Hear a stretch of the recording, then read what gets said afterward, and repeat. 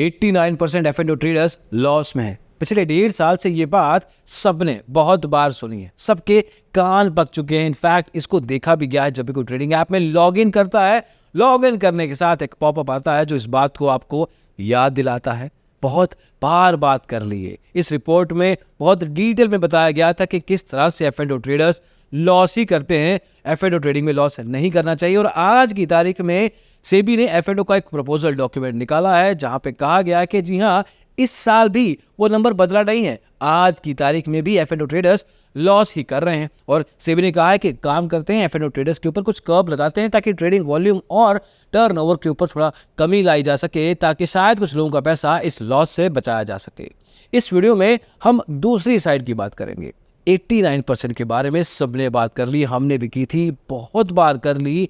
अब हम 11% पे देखते हैं। वो 11% प्रॉफिटेबल ट्रेडर्स को जो कि पैसा कमा चुके हैं। पूरा फाइनेंशियल ईयर खत्म होने के बाद F&O में वो प्रॉफिटेबल थे। लेकिन कौन है ये लोग, कहाँ से आते हैं, किस एज ग्रुप में फॉल करते हैं, किस सेगमेंट में ट्रेड करते हैं, किस तरह से ये सारे के सारे फैक्टर्स आपस में कोरिलेटेड हैं, और एक आइडियल F&O ट्रेडर जो प्रॉफिटेबल होता है वो क्या एट्रीब्यूट्स के साथ ट्रेडिंग करता है, इस वीडियो में समझने की कोशिश करेंगे। Let's get started. तो दोस्तों, पिछले साल जब ये रिपोर्ट आई थी उस समय इंडिया में करीब 45 लाख लोग F&O में ट्रेडिंग करते थे। आज की तारीख में वो नंबर 92.5 लाख हो चुका है। मतलब ऑलमोस्ट डबल से इनफैक्ट थोड़ा सा ज्यादा ही। मतलब F&O में पिछले 1 साल में ट्रेडर्स का रुझान बड़ा ही है, लेकिन लॉस भी। कंसिस्टेंटली पैसा कमाने वाले प्रॉफिटेबल ट्रेडर्स अभी भी उतने ही हैं जो पिछले साल थे। कुछ दिन पहले सेबी की एक इंट्राडे ट्रेडिंग के ऊपर रिपोर्ट आई थी जहां पे बताया गया था कि एक नॉर्मल ट्रेडर कितना नुकसान खाता है और एक कंसिस्टेंटली इंट्राडे में ट्रेडिंग करने वाला, कम से कम 3 साल ट्रेडिंग करने वाला, वो कैसे अलग है। इनफैक्ट ये देखा गया था कि एक consistent intraday trader as compare to a normal trader profitable ज्यादा होता है। इस तरह का कोई आंकड़ा या कोई स्टैट F&O की रिपोर्ट में आज भी मिसिंग है, जहां पे कहा गया हो कि F&O ट्रेडर अगर मार्केट में 3 साल लगातार लगा ले तो क्या वो प्रॉफिटेबल हो पाता है। आगे बढ़ने से पहले मैं आपको कुछ स्टैट्स बताता हूं, कुछ इंटरेस्टिंग फैक्ट्स बताता हूं। जो भी लोग F&O में प्रॉफिटेबल होते हैं उसमें से जो टॉप 1% प्रॉफिटेबल ट्रेडर हैं वो पूरे प्रॉफिट का, जितना भी प्रॉफिट F&O में कमाया गया पूरे साल में, उसका 51% वो लेके जाते हैं।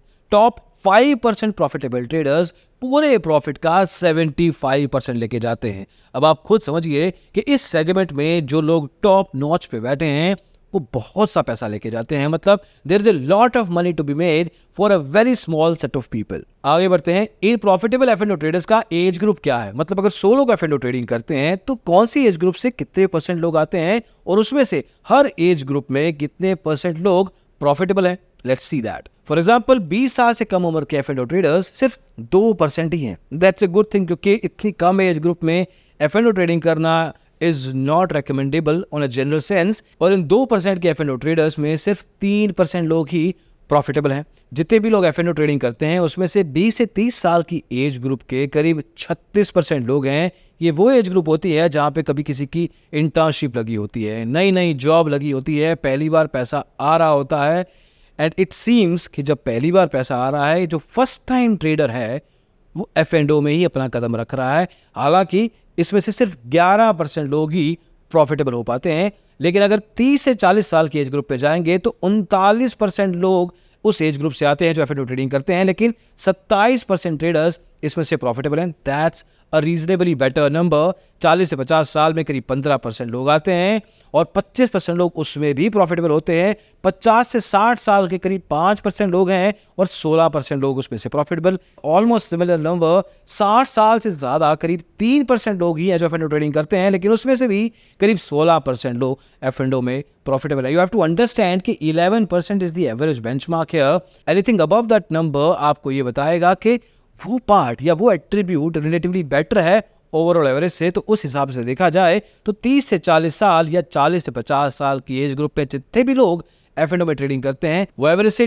डबल प्रॉफिटेबल हैं इन terms of number of people, not in terms of money. लेकिन अगर आप नंबर्स की तरफ देखेंगे कि कौन सा एज ग्रुप कितना पैसा कमा रहा है तो you are in for a surprise, probably a shock, क्योंकि आपको बहुत बड़ी हैरानी होने वाली है जब आपको पता लगेगा कि 20 साल से कम उम्र वाले F&O ट्रेडर्स जो प्रॉफिट मेकर्स में आते हैं वो करीब 4,91,825 रुपए के प्रॉफिट में है, जो कि बाकी सारी एज ग्रुप्स के कंपैरिजन में सबसे ज़्यादा प्रॉफिटेबल एज ग्रुप है, क्योंकि 20 से 30 साल की एज ग्रुप में सिर्फ प्रॉफिट 58,000 रुपए का है, या 30 से 40 साल की एज में लाख रुपए का, 40 से 50 2 लाख रुपए, and this numbers goes on. 60 साल से ज्यादा उम्र के जो F&O ट्रेडर्स हैं जो प्रॉफिट कमाते हैं वो करीब 3,75,000 रुपए के प्रॉफिट में है। अब यहाँ पे एक चीज समझना जरूरी हो जाता है कि जो 60 साल से ज्यादा या 20 साल से कम F&O ट्रेडर्स हैं, इन terms of number of traders वो रिलेटिवली कम है। तो उस एज सेगमेंट में अगर कोई लॉस कर रहा है तो शायद छोटे लॉस बुक कर रहा है, लेकिन जब कोई प्रॉफिट कमाता है तो बड़ा प्रॉफिट कमाता है।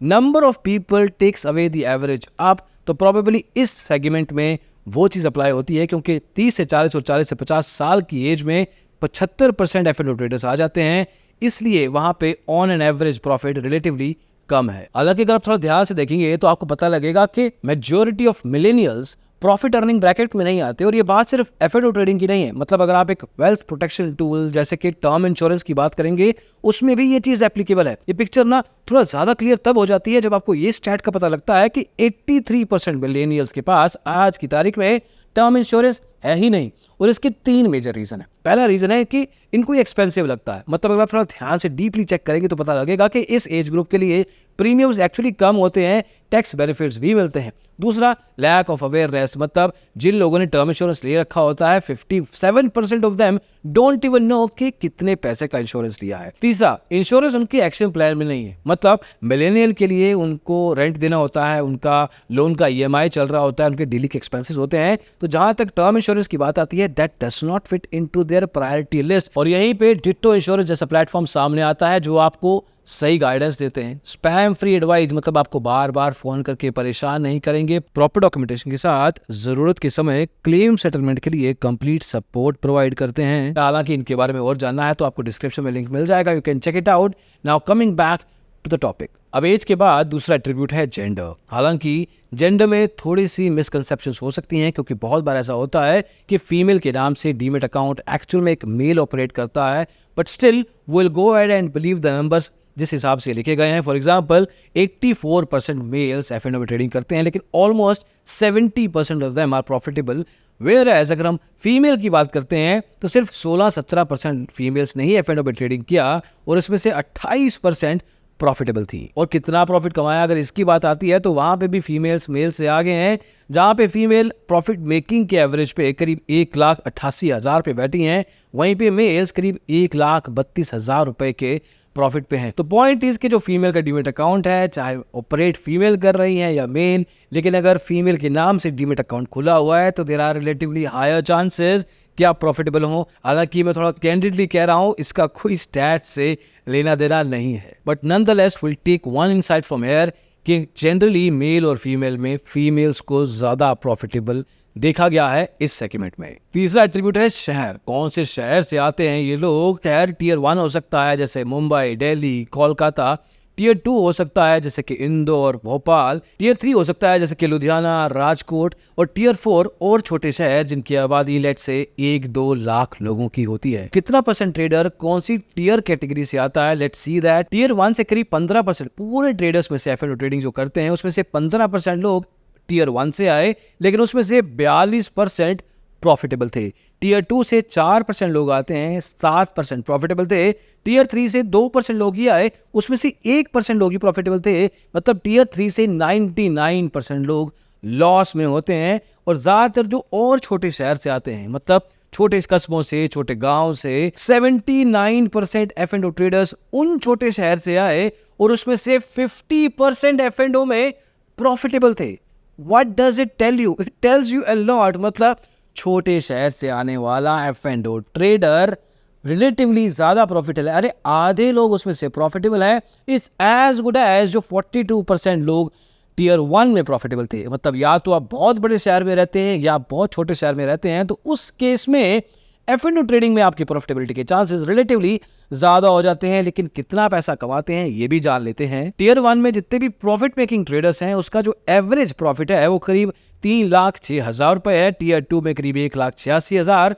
टियर 3 में जहां पे बहुत कम लोग प्रॉफिटेबल होते हैं, प्रॉफिट का वैल्यू भी बहुत कम है, 92,000। और टियर 4 में भी करीब 1,06,000 215 रुपए का एवरेज प्रॉफिट है। हाँ, लेकिन इसका मतलब ये नहीं है कि छोटे शेयर वाला बड़ा पैसा नहीं कमा रहा। शायद वो बड़ा पैसा लगा नहीं रहा है, इसलिए बड़ा पैसा नहीं कमा रहा है। कि मैं स्लाइड ऑफ टॉपिक जाऊं और ये चेक करने की कोशिश करें कि जहाँ पे लॉस की बात आती है तो इन शेयरों में जनरल एवरेज लॉस क्या है लॉस मेकिंग ट्रेडर्स के द्वारा। तो टियर 1 में अगर 3 लाख का प्रॉफिट था तो 1.5 लाख का लॉस भी है। और वहीं पे छोटे शेयर मतलब टियर 4, टियर 5, टियर 6 में अगर 1,06,000 रुपए का प्रॉफिट था तो 1,01,000 रुपए का लॉस। मतलब प्रॉफिटेबिलिटी और लॉस दोनों बैलेंस्ड है छोटे शहरों के ट्रेडर्स के। नेक्स्ट एट्रीब्यूट, कौन से सेगमेंट में ट्रेडिंग करते हैं। देखिए F&O में 4 तरह के सेगमेंट हो सकते हैं, index futures, index option, stock future, stock options. अगर डिटेल में चेक किया जाए तो पता लगेगा कि 5% F&O ट्रेडर्स इंडेक्स फ्यूचर्स में पैसा लगाते हैं,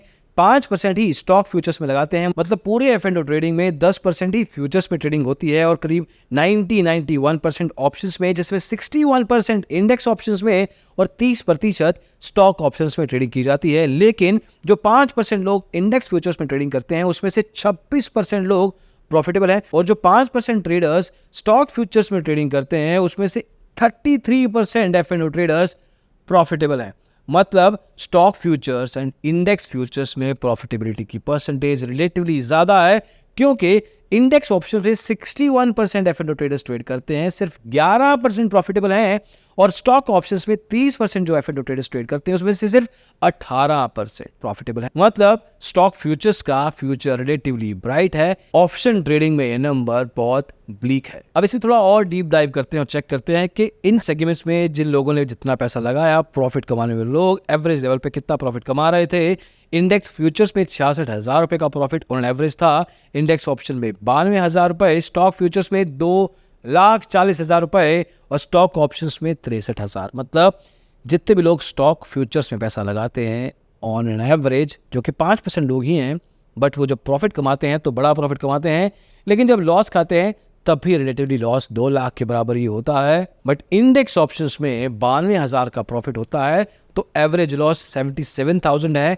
तो रिस्क रिवॉर्ड मैनेजमेंट इन चारों सेगमेंट्स में सबसे ज्यादा इंडेक्स ऑप्शंस में है, लेकिन सिर्फ प्रॉफिट का नंबर देखना है तो that is happening in stock futures. अब इसमें थोड़ा एक लेवल और नीचे चलते हैं, चेक करते हैं कि जो ये चारों सेगमेंट में अलग अलग तरह के लोग आते हैं, मतलब अलग अलग एज ग्रुप्स के लोग आते हैं, वो कितना पैसा कमाते हैं या वो कितने percentage of them are profitable. For example index futures में 30 to 40 एज ग्रुप के जितने भी ट्रेडर्स होते हैं उसमें से 37% प्रॉफिटेबल है। 40 से 50 साल की उम्र में 26% लोग प्रॉफिटेबल हैं। यही नंबर इंडेक्स ऑप्शंस में 30 साल से 40 साल की एज ग्रुप के लिए 39% हो जाता है।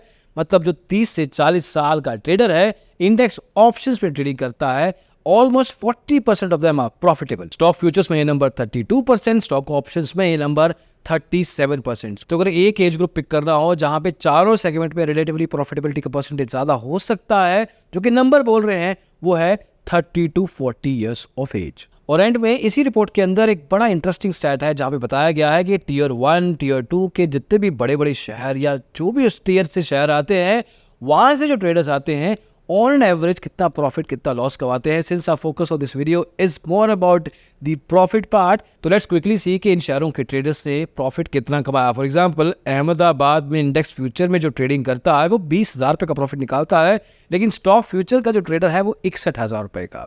लेकिन अगर मैं अहमदाबाद, बेंगलोर, कोलकाता, मुंबई, न्यू दिल्ली जैसे शहरों में देखूं तो इंडेक्स फ्यूचर में सबसे ज्यादा कोलकाता के ट्रेडर्स ने पैसा कमाया। इंडेक्स ऑप्शंस में भी रिलेटिवली कोलकाता आगे है। स्टॉक फ्यूचर्स, स्टॉक ऑप्शंस, इन चारों सेगमेंट में ऑनेस्टली ऑल द ट्रेडर जो कोलकाता से आते हैं बाकी शहरों के कंपैरिजन में टियर 1 के अंदर सबसे ज्यादा पैसा कमाते हैं। और यही डेटा अगर हम टियर 2 में चेक करें तो गाजियाबाद, गुड़गांव, इंदौर, जयपुर, वडोदरा के शहरों से जितने भी प्रॉफिटेबल ट्रेडर्स आते हैं, इंडेक्स फ्यूचर्स में सबसे ज्यादा प्रॉफिट गुड़गांव के लोग कमाते हैं। इंडेक्स ऑप्शंस में ये बाजी गाजियाबाद के ट्रेडर्स ले जाते हैं। स्टॉक फ्यूचर्स में भी गाजियाबाद के ट्रेडर्स आगे हैं और स्टॉक ऑप्शंस में गुड़गांव के ट्रेडर्स, मतलब गुड़गांव, गाजियाबाद जो कि दिल्ली एनसीआर के रीजन में आता है। तो छोटे शहरों में रिलेटिवली देखा जाए तो दिल्ली तो बड़े शहरों की रेस में नहीं जीत पाया, लेकिन छोटे शहरों की रेस में दिल्ली के आसपास के एरियाज के जो ट्रेडर्स हैं वो रिलेटिवली प्रॉफिटेबल हैं। अब इस रिपोर्ट से एक फाइनल कंक्लूजन क्या निकल के आता है? मतलब अगर आप F&O ट्रेडिंग करते हैं, प्रॉफिटेबिलिटी की तरफ देखते हैं, वो 11% प्रॉफिटेबल लोगों की तरफ, तो उसमें कौन सा एज ग्रुप, 30 to 40 का एज ग्रुप सारे सेगमेंट्स में प्रॉफिटेबल है इन terms of money and also in terms of percentage.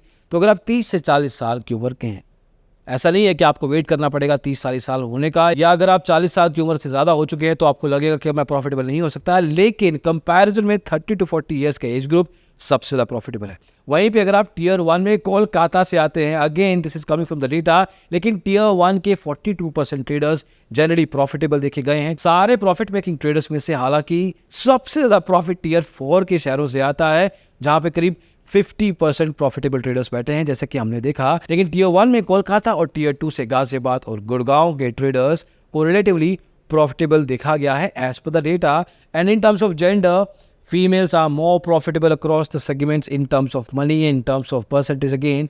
तो यहाँ पे भी एक एट्रीब्यूट एड ऑन होता है। मतलब अगर आप 30-40 साल की उम्र के हैं, टियर 1 या टियर 4 से आते हैं, अगर आपका शहर लेट्स से गाजियाबाद, गुड़गांव, कोलकाता है, दैट हेल्प्स। और अगर आप एक फीमेल है, ऑन एन एवरेज तौर पे देखा गया है कि इस एट्रीब्यूट के लोग रिलेटिवली ज़्यादा प्रॉफिटेबल हैं, जहाँ तक नंबर बोलता है। हालांकि इसका मतलब ये बिल्कुल भी नहीं है कि बाकी के लोग प्रॉफिटेबल नहीं हो सकते। हालांकि कंपैरिजन के तौर पे देखा जाएगा तो उस केस में वहां के number of profitable traders relatively कम होंगे। That is what this report says. इस वीडियो का मकसद सिंपल ये था कि आपको बताना कि प्रॉफिटेबिलिटी के नंबर की तरफ भी ध्यान देना जरूरी है, उन लोगों को समझना जरूरी है। अगर आप इन एट्रीब्यूट्स में कहीं ना कहीं फिट इन होते हैं तो कमेंट सेक्शन में जरूर बताइएगा। But at the same time, make sure that you keep your focus going, keep your learning going, be a consistent trader। किसी भी फॉर्मेट में अगर आप ट्रेडिंग करें इससे कोई फर्क नहीं पड़ता, पर आपको एक लंबी गेम खेलनी पड़ेगी, लंबी इन टर्म्स ऑफ टाइम। इस वीडियो में दोस्तों बस इतना ही।